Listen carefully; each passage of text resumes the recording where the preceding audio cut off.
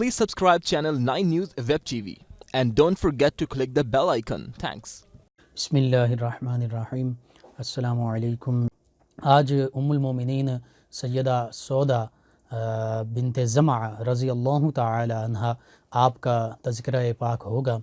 سامعین اکرام، اللہ سبحانہ و تعالی نے اپنے پیارے حبیب صلی اللہ علیہ وآلہ وسلم کو اتنی عظمتوں، شانوں، رفعتوں، بلندیوں سے نوازا کہ اللہ تعالی کی مخلوق میں سب سے فضیلت والے، سب سے زیادہ شانوں والی ہستی میرے آپ کے ہم سب کے آقا و مولا صلی اللہ تعالی علیہ وآلہ وسلم ہیں. پھر پیارے آقا صلی اللہ علیہ وآلہ وسلم کے ساتھ جن جن ہستیوں کو نسبت حاصل ہو گئی وہ بھی عظیم الشان بن گئیں. ان کی عظمت، ان کی شان بھی قرآن میں، حدیث میں بیان ہوئی. ازواج مطہرات رضی اللہ عنہن پیارے آقا صلی اللہ علیہ وآلہ وسلم کی پاک بیویاں ہیں، اور آپ کی عظمت اور شان یوں دیکھیے کہ سورہ احزاب میں 22ویں پارے میں اللہ سبحانہ و تعالی فرماتا ہے یا نساء النبی لستن کاحد من النساء، کہ نبی کی پاک بیویوں تم عام خواتین کی طرح نہیں ہو، یعنی تمہاری عظمت اور شان عام خواتین سے کہیں برتر ہے، کہیں اعلیٰ اور عرفہ رفعتیں اور شانیں اور عظمتیں اور مقامات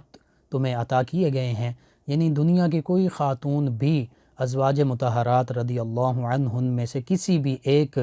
پیارے آقا کی زوجہ مطہرہ جیسی نہیں ہو سکتی. اس کی وجہ صرف اور صرف یہ ہے کہ اللہ سبحانہ و تعالی نے ان ازواج مطہرات رضی اللہ عنہن کو وہ نسبت عطا فرما دی کہ یہ پیارے آقا صلی اللہ علیہ وآلہ وسلم کی پاک بیویاں بن گئیں، اور یہ دنیا میں ان کے علاوہ کسی اور کو یہ رفعت، یہ شان، یہ نسبت حاصل نہیں ہے. اسی وجہ سے فرمایا کہ اے نبی کی پاک بیویوں تم عام خواتین کی طرح نہیں ہو، تمہاری عظمت، تمہارا مقام ان سے کہیں بلند تر ہے. اور پھر نبی کریم صلی اللہ علیہ وآلہ وسلم کے جو پاک بیویاں ہیں، ازواج مطہرات رضی اللہ عنہن ہیں، وہ ہماری مومنین کی مائیں ہیں. اللہ سبحانہ و تعالی نے اسی سورہ احزاب میں 21ویں پارے میں ارشاد فرمایا النبی اولیٰ بالمؤمنین من انفسہم، کہ یہ جو غیب کی خبر دینے والے، غیب کی خبریں دینے والے نبی محترم صلی اللہ علیہ وآلہ وسلم ہیں، اے مومنین یہ تمہاری جانوں سے بھی زیادہ تمہارے قریب ہیں. اے مومنوں یہ تمہاری جانوں سے بھی زیادہ تم پر حق رکھتے ہیں، تمہاری جانوں سے بھی زیادہ تمہارے مالک ہیں. اور پھر ساتھ فرما دیا وَأَزْوَاجُهُ أُمَّهَاتُهُمْ، کہ ان یعنی پیارے آقا صلی اللہ علیہ وآلہ وسلم کی جو ازواج مطہرات رضی اللہ عنہن ہیں، فرمایا یہ اے مومنوں تمہاری مائیں ہیں. تو ادب احترام کے حوالے سے جب ہم دیکھتے ہیں، عزت کے حوالے سے دیکھتے ہیں، تو مومنوں کی یہ مائیں ہیں. قرآن بھی ہمیں یہی فرما رہا ہے، اور ایسی مائیں ہیں کہ جن جیسی مسلمان خواتین میں سے، دنیا کی ساری خواتین میں سے کوئی بھی خاتون ان جیسی نہیں ہو سکتی. یہ اللہ سبحانہ و تعالی نے اپنے پیارے حبیب صلی اللہ علیہ وآلہ وسلم کے ساتھ نسبت کی وجہ سے انہیں یہ مقام، یہ عزتیں، یہ شانیں، یہ رفعتیں، یہ بلندیاں عطا فرمائی ہیں کہ یہ مومنوں کی ماں ہیں، مائیں ہیں. اور پھر یہ بھی سورہ احزاب میں فرمایا گیا چونکہ اب یہ تمام مومنین کی مائیں ہیں، عزت، احترام، ادب کے لائق ہیں، تو فرمایا کہ پیارے آقا صلی اللہ علیہ وآلہ وسلم کے ظاہری طور پر پردہ فرمانے کے بعد یہ کسی بھی مسلمان سے نکاح نہیں کر سکتی. ادب احترام کے حوالے سے ماؤں کا درجہ ہے، لیکن دیگر جو معاملات ہیں جیسے پردے کے معاملات ہیں، تو اس حوالے سے بھی اللہ سبحانہ و تعالی نے اسی سورہ احزاب میں نبی کریم صلی اللہ علیہ وآلہ وسلم کے کاشانہ اقدس میں جہاں ازواج مطہرات رضی اللہ عنہن، جہاں مومنین کی مائیں بھی استراحت فرما ہوتیں، جہاں تشریف فرما ہوتیں، ان کے بارے میں بھی یہ فرمایا کہ اجازت کے بغیر کبھی داخل نہ ہو. اور جب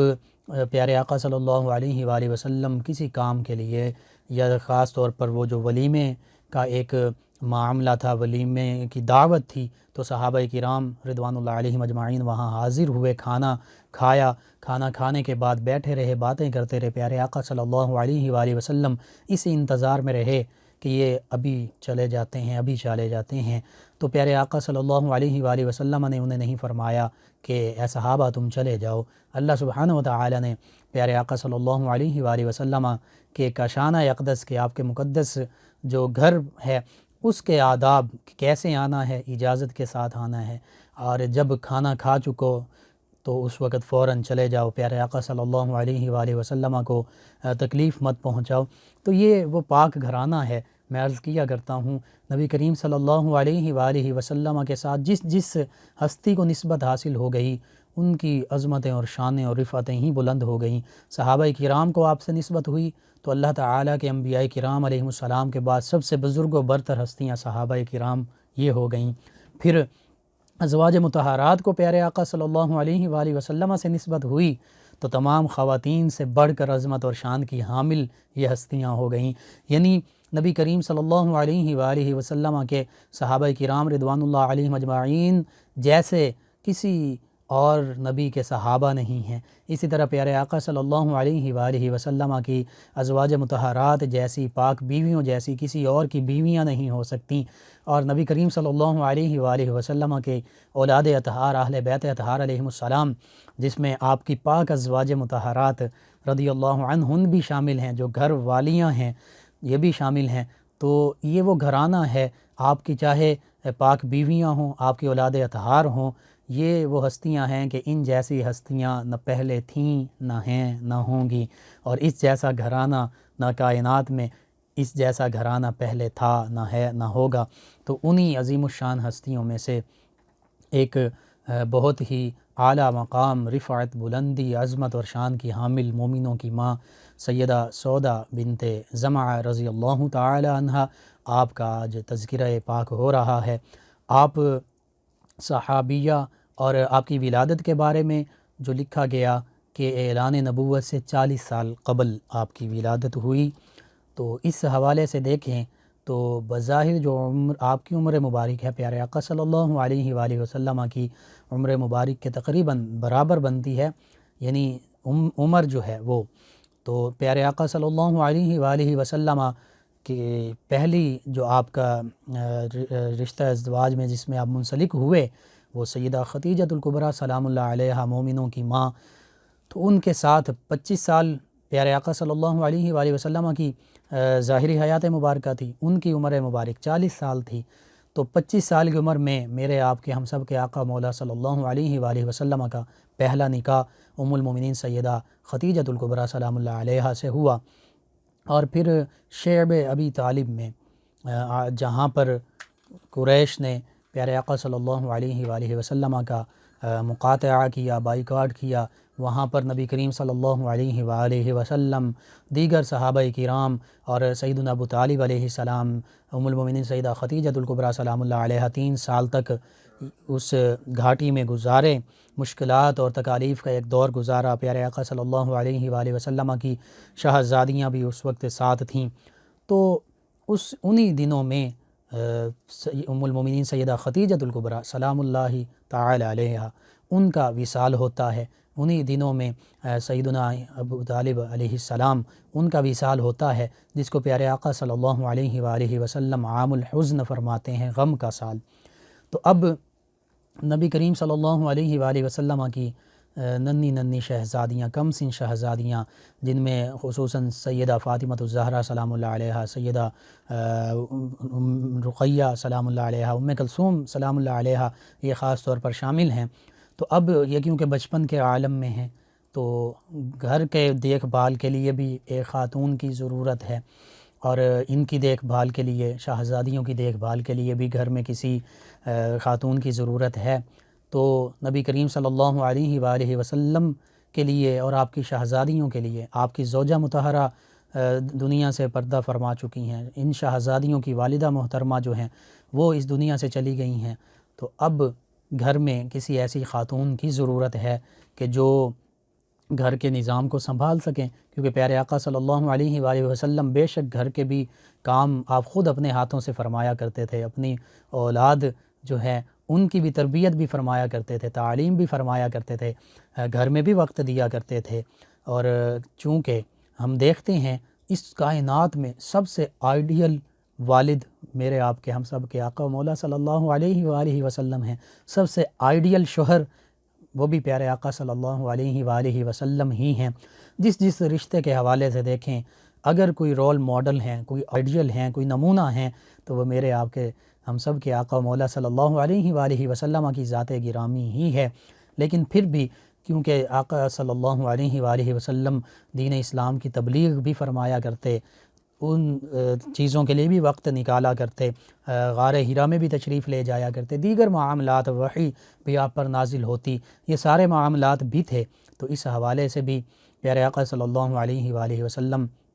چاہتے تھے کہ کوئی ایسی خاتون ہو جو گھر کا نظام اس کو سنبھالنے میں ساتھ مدد کریں۔ تو اس وقت پھر نبی کریم صلی اللہ علیہ وآلہ وسلم کی نظر انتخاب جو ہے وہ سیدہ سودا بنت زمعہ رضی اللہ تعالی عنہا ان پر پڑی، اور پھر ان سے آپ کا دوسرا نکاح ہوا۔ آپ کی عظمت اور شان کے حوالے سے یہ بھی میں عرض کر دوں کہ آپ کا پہلا نکاح جو ہے وہ حضرت سکران بن عمر رضی اللہ عنہ ان سے ہوا۔ یہ قدیم الاسلام صحابی رسول ہیں اور السابقون الاولون من المہاجرین میں بھی شامل ہیں، حبشہ کی طرف بھی انہوں نے ہجرت فرمائی۔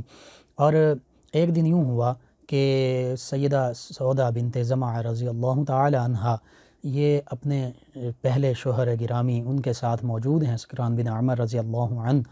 تو انہیں بتاتی ہیں کہ میں نے ایک خواب دیکھا ہے کہ پیارے آقا صلی اللہ علیہ وآلہ وسلم پیدل تشریف لا رہے ہیں اور گزرتے ہوئے میری گردن پر آپ اپنا پائے مبارکہ جو ہیں، پاؤں مبارک وہ رکھ کر آگے چلے جاتے ہیں۔ تو اس کے جواب میں ان کے جو پہلے شوہر ہیں وہ فرماتے ہیں، وہ کہتے ہیں کہ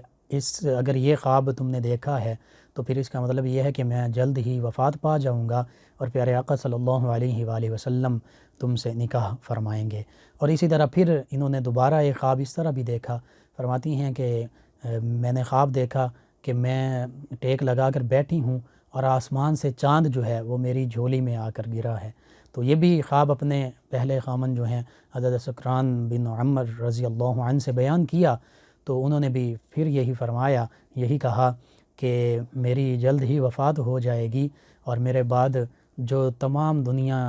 سے خوبصورت اور حسین ہیں، عرب کے چاند ہیں، تمام کائنات کے چاند ہیں، یعنی پیارے آقا صلی اللہ علیہ وآلہ وسلم وہ آپ سے نکاح فرمائیں گے۔ اور یوں ہی ہوا جب سیدہ خدیجہ الکبریٰ سلام اللہ علیہا ان کا وصال ہوا تو پھر نبی کریم صلی اللہ علیہ وآلہ وسلم نے خولہ بنت حکیم رضی اللہ تعالی عنہ ان کے ذریعے نکاح کا پیغام جو ہے وہ سیدہ سودا رضی اللہ تعالی عنہ تک پہنچایا۔ جو ان کے پہلے شوہر ہیں ان کا انہی دنوں میں انتقال ہو گیا، بیمار ہوئے اور انتقال ہو گیا، تو ان کا کیونکہ شوہر کا انتقال بھی ہو چکا تھا، ادھر پیارے آقا صلی اللہ علیہ وآلہ وسلم کی پہلی زوجہ مطہرہ ان کا بھی انتقال ہو چکا تھا، تو اس لیے پیارے آقا صلی اللہ علیہ وآلہ وسلم نے ان کی ہمدردی اور غم گساری کے لیے بھی کہ یہ ایک مجاہد اسلام اور ایک صحابی رسول ان کی زوجہ تھیں، ان کا انتقال ہو چکا ہے، پھر ان کا یہ بھی پیارے آقا نے چاہا کہ یہ اگر اپنے خاندان میں واپس چلی جائیں گی تو پھر کیونکہ یہ مسلمان ہو چکی ہیں تو اس حوالے سے وہاں پر انہیں تکالیف پہنچائی جائیں گی، اس لیے ان کی تکالیف سے بھی بچانے کے لیے آپ نے چاہا کہ میں ان کو اپنی زوجیت میں لے لوں، تو پھر خولہ بنت حکیم رضی اللہ تعالی عنہ ان کے ذریعے نکاح کا پیغام بھیجا، اور انہوں نے جا کے خولہ بنت حکیم رضی اللہ عنہ نے سیدہ سودا رضی اللہ تعالی عنہ سے فرمایا کہ تمہارے لیے خیر و برکت ہے، اللہ کے پیارے رسول صلی اللہ علیہ وآلہ وسلم نے تمہارے لیے نکاح کا پیغام بھیجا ہے۔ تو پھر اس کے بعد خولہ بنت حکیم رضی اللہ عنہ نے ان کے والد گرامی زمعہ بن قیس ان سے بھی یہی بات کی کہ محمد بن عبداللہ بن عبد المطلب رضی اللہ عنہم یہ چاہتے ہیں کہ آپ کی بیٹی کا نکاح ان سے ہو جائے، تو انہوں نے بھی یہی کہا ہوا کفن کریم، ان کے وہ بہت اچھے کریم انسان ہیں اور ان کا میری بیٹی کے ساتھ رشتہ ہو جائے تو یہ بہت ہی مناسب رشتہ ہے، میری بیٹی کے لیے بھی بہت مناسب ہے۔ تو پھر یوں نبی کریم صلی اللہ علیہ وآلہ وسلم کا دوسرا نکاح جو ہے وہ سیدہ سودا بنت زمعہ رضی اللہ تعالی عنہ کے ساتھ ہوا، اور پھر پیارے آقا صلی اللہ علیہ وآلہ وسلم مکہ المکرمہ سے مدینہ المنورہ کی طرف ہجرت فرما ہوئے۔ آپ نے ہجرت فرمائی تو تقریباً 6 ماہ تک مکہ المکرمہ میں ام المومنین سیدہ سودا بنت زمعہ رضی اللہ تعالی عنہا نے پیارے آقا صلی اللہ علیہ وآلہ وسلم کے گھرانے آپ کی شہزادیوں کی وہاں پر دیکھ بھال کی، اور ایک حقیقی ماں کی طرح کا پیار جو ہے پیارے آقا صلی اللہ علیہ وآلہ وسلم کی شہزادیوں کو دیا۔ پھر اس کے بعد یہ بھی مدینہ طیبہ کی طرف ہجرت کر آئیں، اور پھر نبی کریم صلی اللہ علیہ وآلہ وسلم نے 3 سال تقریباً ان کے ہوتے ہوئے دوسرا نکاح نہیں فرمایا، یا دوسری زوجہ جو ہیں وہ پیارے آقا صلی اللہ علیہ وآلہ وسلم کے ساتھ نہیں آئیں۔ یہ بھی ایک فضیلت۔ پھر یہ بہت زیادہ سخاوت کرنے والی تھیں اور دنیا سے کنارہ کش ہو چکی تھیں، عبادات اور ریاضات میں بہت زیادہ منہمک رہتی تھیں، دستکاری یعنی اپنے ہاتھوں سے گھر میں کچھ کام بھی کیا کرتی تھیں، اور یہ جتنی دستکاری سے بھی جتنے پیسے حاصل ہوتے، جو دراہم دینار حاصل ہوتے، وہ اللہ تعالیٰ کی راہ میں خرچ کر دیا کرتی، اور پھر اللہ تعالیٰ کی عبادات میں لگی رہتی۔ پھر ام المومنین سیدہ عائشہ صدیقہ رضی اللہ تعالی عنہ ان سے بہت زیادہ محبت کیا کرتی تھیں، یہاں تک فرماتی تھیں کہ ان کے طریقے پر چلنا مجھے بہت زیادہ پسند ہے، کسی اور کے طریقے پر چلنے سے زیادہ مجھے سودا بنت زمعہ رضی اللہ تعالی عنہ ان کے طریقے پر چلنا پسند ہے۔ پھر ام المومنین سیدہ سودا بنت زمعہ رضی اللہ تعالی عنہ نے اپنی باری جو ہے وہ ام المومنین سیدہ عائشہ صدیقہ رضی اللہ تعالی عنہ ان کو دے دی، اور اس سے بھی ان کا مقصود یہی تھا کہ پیارے آقا صلی اللہ علیہ وآلہ وسلم کی رضا اور خوشنودی حاصل ہو جائے۔ اور نبی کریم صلی اللہ علیہ وآلہ وسلم جب کہیں سفر پر تشریف لے جاتے تو اپنی ازواج مطہرات رضی اللہ عنہن کے درمیان قرعہ ڈالا کرتے، جس کے نام وہ قرعہ نکلتا تو اس کو آپ اپنے ساتھ لے جایا کرتے، اور اس طرح تمام امہات المومنین میں سے جس کا نام آتا وہ پیارے آقا صلی اللہ علیہ وآلہ وسلم کے ساتھ سفر میں موجود ہوتیں۔ تو نبی کریم صلی اللہ علیہ وآلہ وسلم کے سفر حضر میں، خلوت جلوت میں پیارے آقا صلی اللہ علیہ وآلہ وسلم کی رفاقتیں مومنوں کی ان ماں کو بھی نصیب ہوئیں، سیدہ سودا بنت زمعہ رضی اللہ تعالی عنہ کو۔ پھر انہوں نے